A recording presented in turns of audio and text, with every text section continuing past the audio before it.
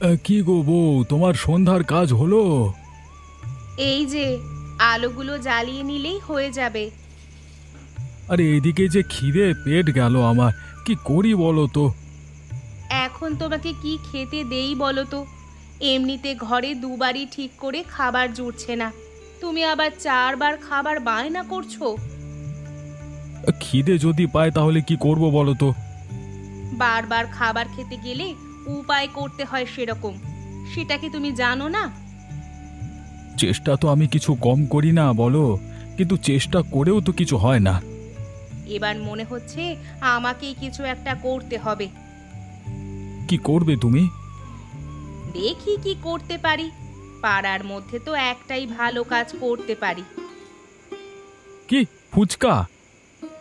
তবে এখন শুধু ফুচকা বিক্রি করব না, করলে বিশেষ কিছু করব। ঠিক আছে, যা ভালো বোঝো করো, আমি তো চেষ্টা করছি বলো। আমি তো তোমাকে দোষ দিচ্ছি না, তবে আমারও তো কিছু করার নেই। সংসারটা চালাবো কি করে বলো তো? তুমি চিন্তা করো না, দুজনে মিলে কিছু একটা করলে ঠিক চলে যাবে। যাই হোক, আর তো ভালো লাগে না এই কষ্টের জীবন। ঠিক আছে, তুমি বসো, আমি তোমার জন্য দুটো মুড়ি নিয়ে আসছি।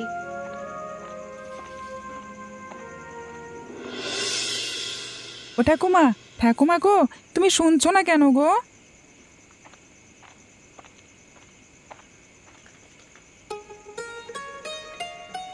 কে হয়েছে তোর? বুঝতে পারছো না? সেই সকাল থেকে আমি চেঁচিয়ে যাচ্ছি, খিদে পাচ্ছে খিদে পাচ্ছে করে। খাওয়ার জন্য ঘরে খাবার টাকাটাও তো থাকতে হবে। আমি কিচ্ছু জানি না, আমার খিদে পাচ্ছে, আমাকে খেতে দাও। নীলু, নীলু, তুই বোঝার চেষ্টা কর, আমাদের ঘরে খাবার দাবার বিশেষ নেই। তোকে কি খেতে দেব বলতো? তুমি তো কত কিছু জানো ঠাকুমা, আমার জন্য কিছু করতে পারছো না?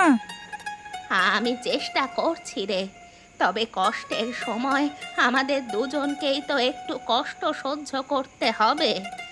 আমি এক্ষুনি বেরোবো দুপুরের দিকে। ঠিক আছে ঠাকুমা, তুমি ফিরে এসো, আমি অপেক্ষা করব। তোর খুব খিদে পেয়েছে না রে? কিন্তু কি করব বল, আমারও তো কোনো উপায় নেই। না না ঠাকুমা, আমি তো ঠিক আছি, তুমি যাও, আমি অপেক্ষা করছি।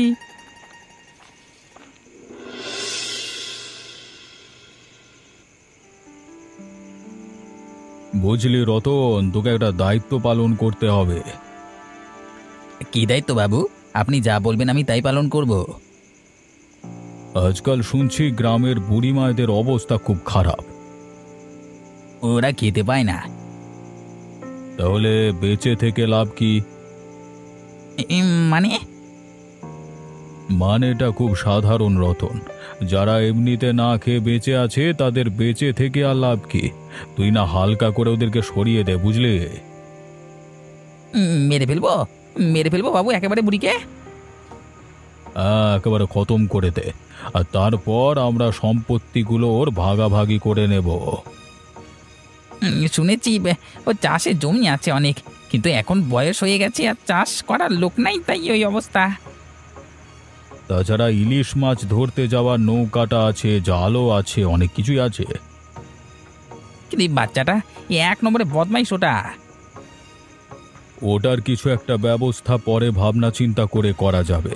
তুই এখন একটা আপদ ঘাড়ের ওপর থেকে সরাতো। ঠিক আছে বাবু, আজকে তো সন্ধে হয়েই গেল, কাল পরশুর মধ্যে একটা ব্যবস্থা করছি আমি। একটা কথা মনে রাখবি রতন, যত তাড়াতাড়ি সম্ভব করতে হবে আমাদের। আপনি কোনো চিন্তা করবেন না বাবু, একেবারে নির্ঝঞ্ঝাট খতম হয়ে যাবে সব। বলছিস? তুই আমাকে ভরসা দিচ্ছিস তাহলে? আলবাত দিচ্ছি, এই রতনের উপর ভরসা করে যখন এতগুলো কাজে সফল হয়েছেন তখন আর চিন্তা করবেন না, এই এই কাজটাতেও আমি আপনাকে উদ্ধার করে দেব। তাহলে তোর জন্য ভালো পুরস্কার অপেক্ষা করে আছে। সে আপনার কৃপা বাবু। ঠিক আছে বাবু, ঘরের দিকে যাই, আপনি এখন বিশ্রাম করুন। ঠিক আছে, যা।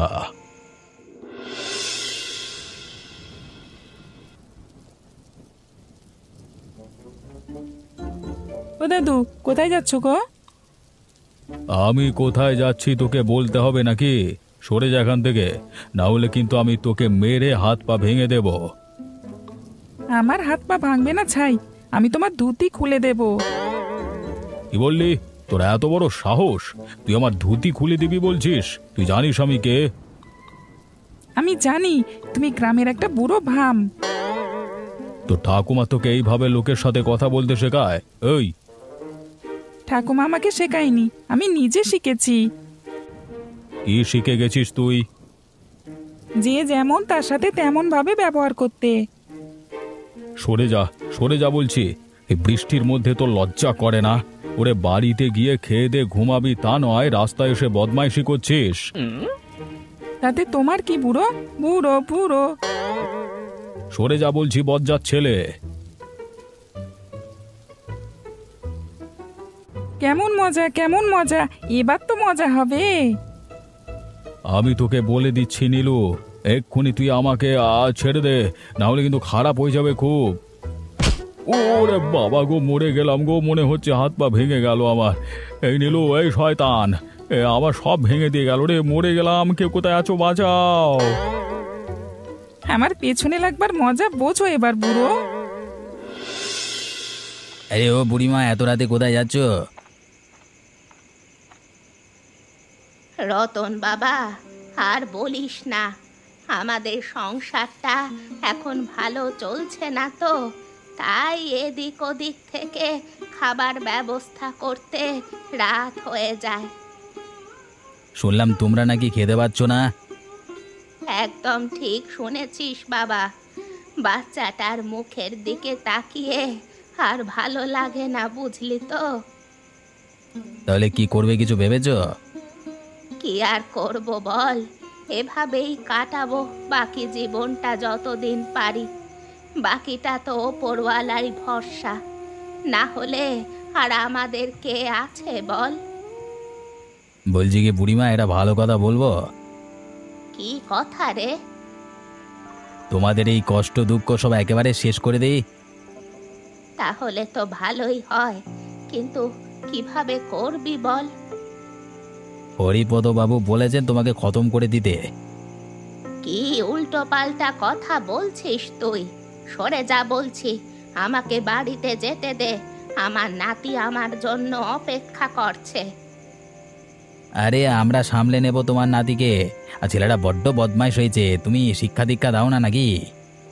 ছোট ছেলে একটু তো বদমাইশি করবেই। শুনলাম কালকে নাকি দুপুরে বাবুকে কাদার মধ্যে ফেলে দিয়েছে, হেনস্থা করেছে। তা বাবু এ সময় খুব অপমানিত বোধ করেছেন। ঠিক আছে, আমি আজকে বাড়িতে গিয়ে ওকে শাসন করে দেব, আর যেন এরকম কখনো না করে। আরে না না, ওটা আমরা করে নেব। তোমার তো আজকে আর বাড়িতে যাওয়া হবে না এমনিতেই। কি বলছিস কি তুই? তোমার সম্পত্তি এখন আমরা নিয়ে নেব, বাবুর নজর পড়েছে ওদিকে। দেখ, এসব করিস না, ওপরওয়ালা কিন্তু ভয়ানক শাস্তি দেবেন। মরে গেলাম।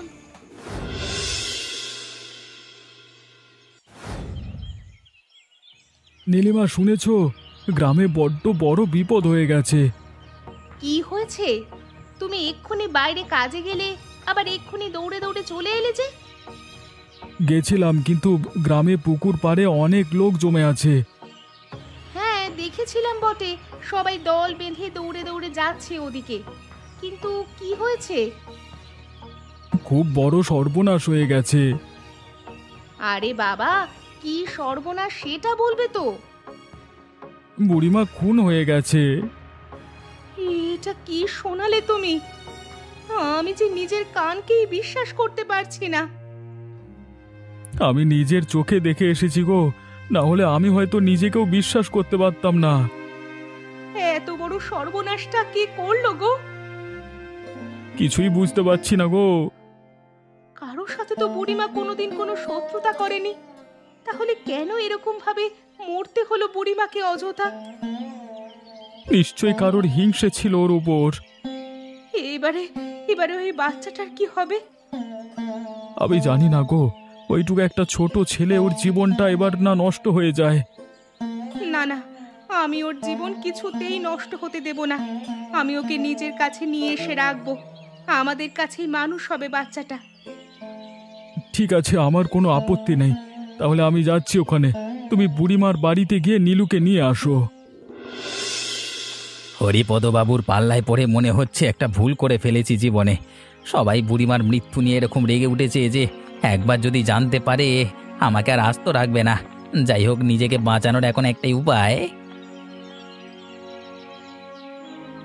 লতা বাড়ি আছো?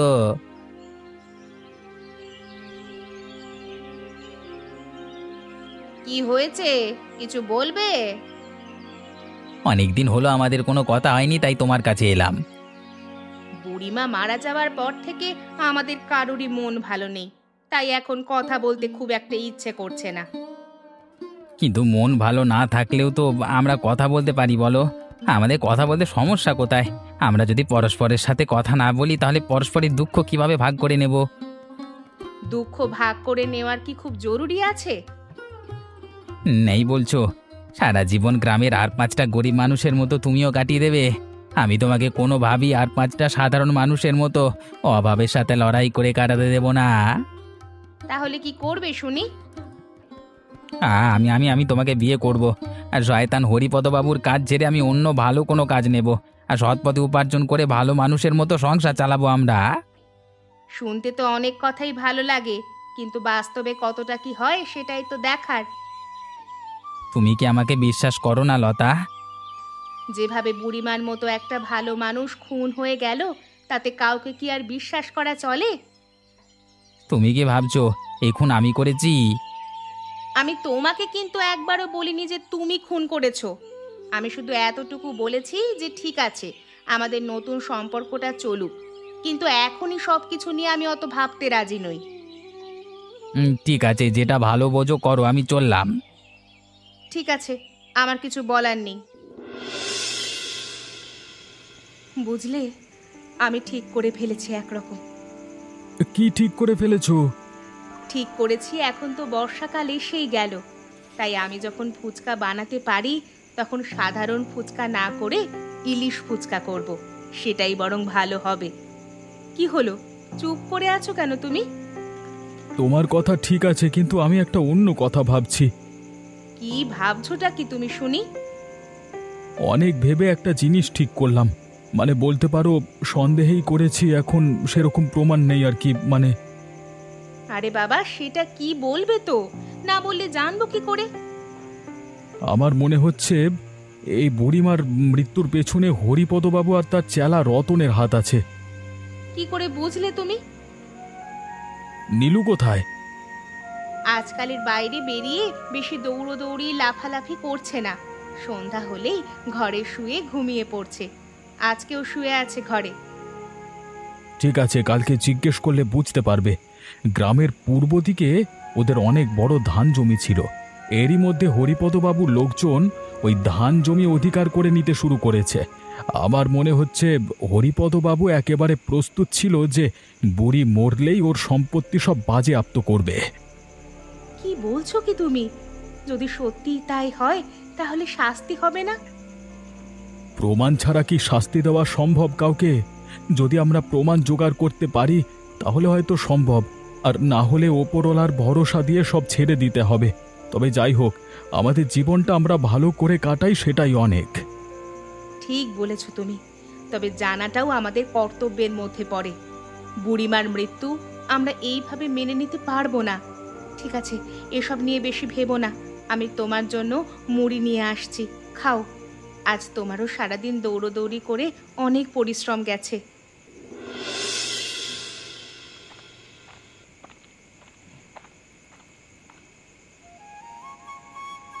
এই যে বাবু, কোথায় চললেন? পাশের গ্রামে কাজে গিয়েছিলাম, এখন ফিরছি। আপনার কাজ মানেই তো লোকের বিচার করা। হ্যাঁ, তা তো বটেই, সেই জন্যই তো আমি মাতব্বর হয়েছি। এখন সরো দেখি, অনেক সন্ধ্যা হয়ে গেল, তাড়াতাড়ি বাড়ি ফিরতে হবে। তাড়াতাড়ি বাড়িতে ফিরবেন, কিন্তু আমাদের যে একটা বিচার করে দিয়ে যেতে হবে। কিসের বিচার আবার? এই সন্ধেবেলায় তুমি এসেছো আমার কাছে বিচার চাইতে? আর আমাদের গ্রামে তো কোনো সেরকম সমস্যা নেই যে বিচার করতে হবে আমাকে। আপনার মনে হচ্ছে সমস্যা নেই, কিন্তু সমস্যা ঠিকই আছে। কিরকম শুনি? এত বড় যে একটা খুন হয়ে গেল, সেটাই কিন্তু এখনো বিচার হয়নি।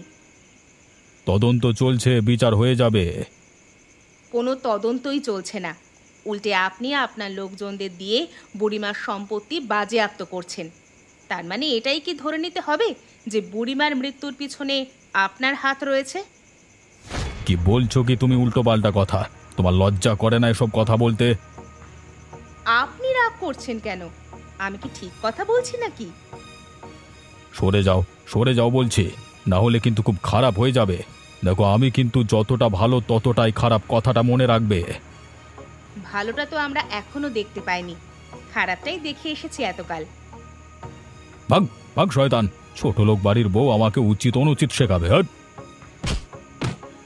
ও বাবা গো, আমার পা ভেঙে দিয়ে গেল হরিপদ বাবু, বাঁচাও বাঁচাও! তুই এখানে পড়ে মর, আমি চললাম।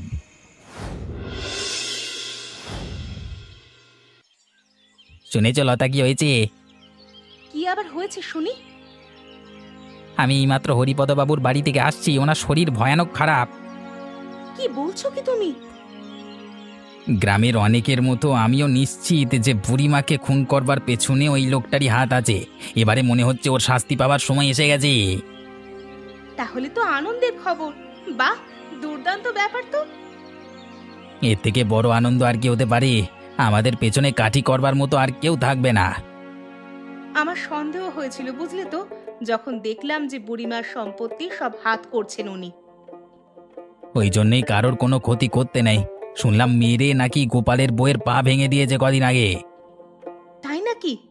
যাই হোক, এত বড় শয়তানটার যে শাস্তি হচ্ছে এটাই আনন্দের। আমাদের পক্ষে তো আর ক্ষমতা ছিল না অত বড় মানুষটাকে শাস্তি দেওয়ার। ওপরওয়ালা যখন সব হাতে নিয়েছেন তখন আর আমাদের দেখবার দরকার নেই। একদম ঠিক কথা বলেছো তুমি। ঠিক আছে, আমি আজকে মাংস নিয়ে এসেছি, আনন্দে আমরা মাংস ঝোল ভাত খাবো। হ্যাঁ ঠিক আছে, আমি দুপুরবেলা রান্না করছি, তুমি দুপুরবেলা এসে খেয়ে যাবে। আমিও থাকি, আমিও রান্নায় সাহায্য করব। না, তোমার এখন এখানে থাকাটা ভালো দেখায় না। তুমি যাও, যা করার আমি করে নিতে পারবো। ঠিক আছে, তুমি যা বলবে তাই হবে। তোমার সাথে কি অঘটন ঘটে গেছে শুনে আমি এলাম গো। আর বলো না, আমাদের গ্রামটার এখন যা অবস্থা, তাদের সত্যি কথা বলার উপায় নেই। মানে কি হয়েছিল আমাকে খুলে বলো তো। আমার কিরকম সন্দেহ হচ্ছে এই সব কিছুর পিছনে একটা খুব বড় চক্র জড়িয়ে আছে। সন্দেহটা তুমি ঠিক করলেও ভুল মানুষের সাথে জড়িয়ে পড়েছো তুমি। মানে মানে তুমি যে রতনের সাথে আজকাল মেলামেশা করছো, সে হলো ঘর শত্রু বিভীষণ। কি বলছোটা কি তুমি? একদম ঠিক বলছি আমি। এই গ্রামে এখনো পর্যন্ত যা যা কুকর্ম হয়েছে বা হরিপদবাবু যে সমস্ত কুকর্ম ঘটিয়েছেন, সেই সবগুলো ঘটিয়েছেন ওই রতনের সাহায্যে। তাহলে কি বুড়িমার মৃত্যুর পিছনে ওই শয়তানটারই হাত রয়েছে? দুজনেরই সমান হাত রয়েছে। আর আমি এই কথাটা যখন ওই বুড়োকে বলতে গেলাম, তখন আমার পা মেরে ভেঙে দিতে চাইলো, কিন্তু পুরোপুরি ভাঙতে পারেনি। একটু খোঁড়ালেও আমি হাঁটতে পারছি। তাহলে এখন কি হবে? আমরা আসল অপরাধীকে ধরবো কি করে? খুব সহজ। কাল রতন যখন তোমার বাড়িতে আসবে, তখন সবাই মিলে গিয়ে আমরা ওকে আক্রমণ করব। তারপরেই ওর পেট থেকে আসল কথা বেরিয়ে আসবে। জানো তো, ওই পাড়াতে সবাই বলা বলি করছে হরিপদ দাদু নাকি মারা গেছেন। কি বলছিস কি তুই? আমি ঠিক বলছি একদম। হ্যাঁ, আমি শুনেছিলাম শরীর খারাপ ছিল প্রচন্ড। যাই হোক, একটা আপদ বিদায় হলো ওপরওয়ালার কৃপায়। ওটা বুড়ো হয়েছিল, মরার সময় হয়েছিল, ঠিক আছে, কিন্তু এটাকে শাস্তি আমাদেরকেই দিতে হবে। যা করার কালকেই করব। তোমরা শুধু আমার বাড়িতে চলে এসো একটু কষ্ট করে। আর হ্যাঁ, তুমি যে ইলিশ ফুচকার দোকানের কথা বলেছিলে, ওটার সব ব্যবস্থা আমি বাজারে করে রেখেছি। তোকে একদম ভাবতে হবে না, আমি একটু ঠিক হয়েই দোকানে যাব।